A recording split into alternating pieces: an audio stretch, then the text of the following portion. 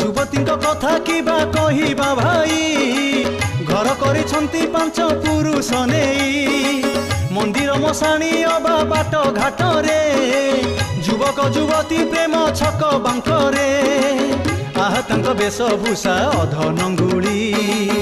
आंगुठी देखिले देवे बाहाकु गिली पापरती पाई हुए पाप गरभ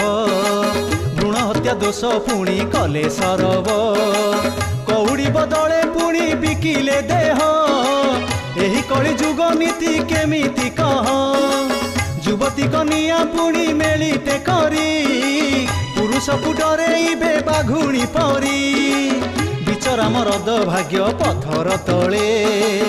सेवा करुथिबो तांकु संज सकाळे घरे घरे युवती पापर लीला